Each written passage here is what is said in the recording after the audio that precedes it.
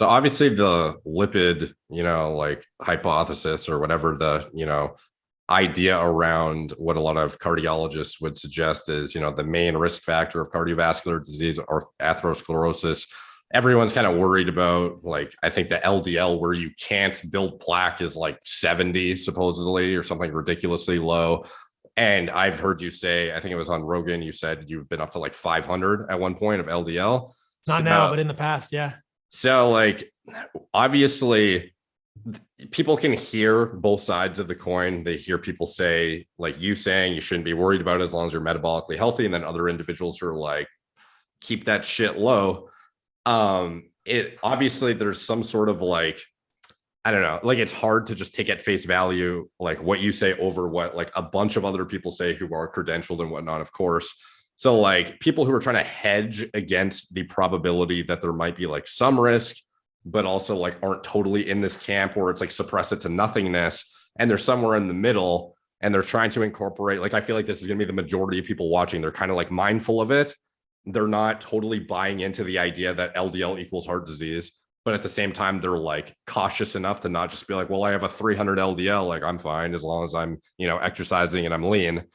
What kind of biomarkers should somebody be looking at on their blood work in order to assess any kind of like the actual markers that you would think are relevant to plaque development? Like, should you be looking at C-reactive protein, fibrinogen, like, I don't know, like TMAO, like what would you be looking at as far as risk factors in addition to like, your NMR lipoprofile stuff? Yeah. I mean, the NMR lipoprofile is actually less valuable than it's made out to be. Your particle size, maybe, but in some semblance of order of importance, I would start with fasting insulin, because then you're going to know if you're metabolically healthy. And you could also triangulate that with a continuous glucose monitor and look at your postprandial levels. It's going to take a little more education to understand how to read a CGM and to know what glycemic variability is good. But some measure of your insulin sensitivity and metabolic health is paramount. Fasting what would you want to see as like a healthy fasting insulin? Less than 5 micro IU per ml. Okay. Yeah. Do you know what yours is? Let me pull it up. I have it here.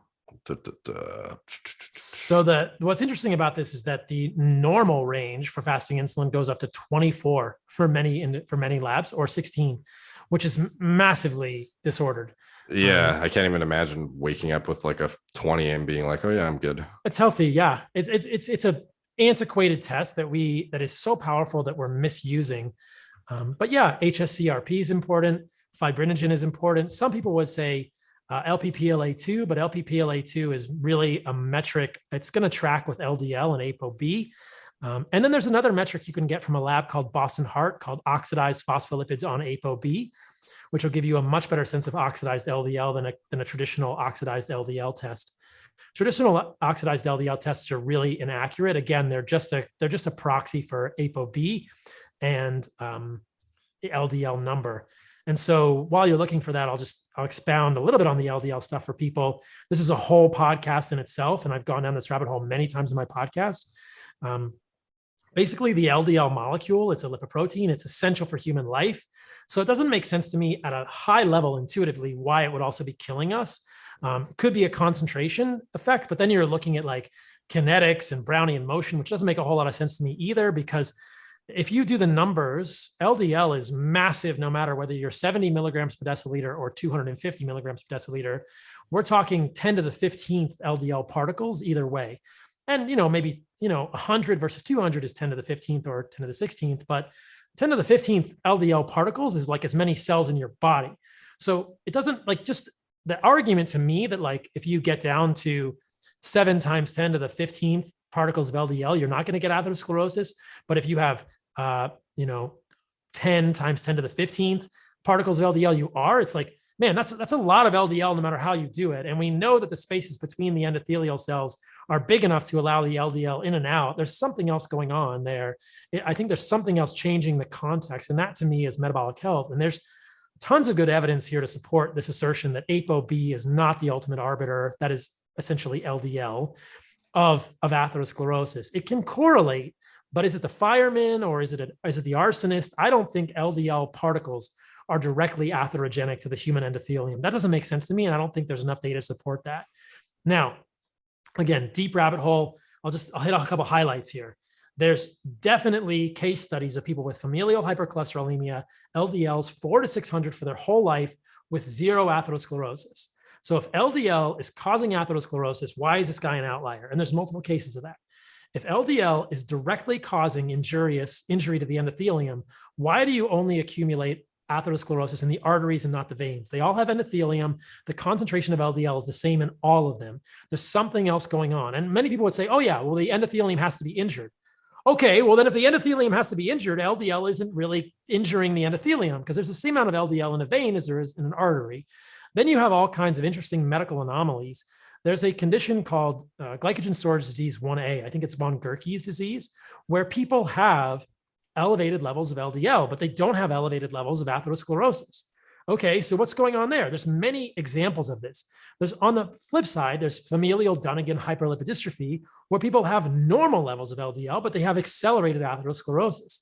And in the case of familial Dunnigan hyperlipidystrophy, like that one is fascinating because there's a mutation that causes them to be insulin resistant.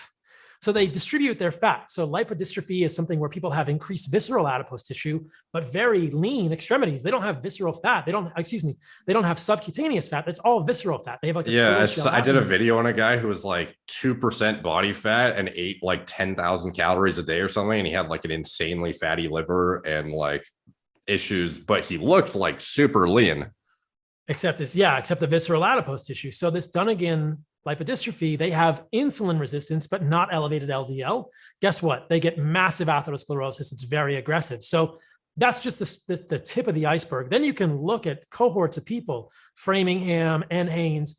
And if you stratify those cohorts by some metric that gives you a sense of insulin sensitivity, whether that's HDL, fasting insulin, triglycerides, whatever, all of those might give you a sense of insulin sensitivity, aka metabolic dysfunction. You see the risk of LDL and heart disease essentially vanish or is massively attenuated. So for instance, in the Framingham cohort, if you have a low HDL, which is a proxy for insulin resistance, then LDL tracks very well with cardiovascular disease. But if you have an HDL of 65 or 85, most of those people are pretty freaking insulin sensitive, milligrams per deciliter.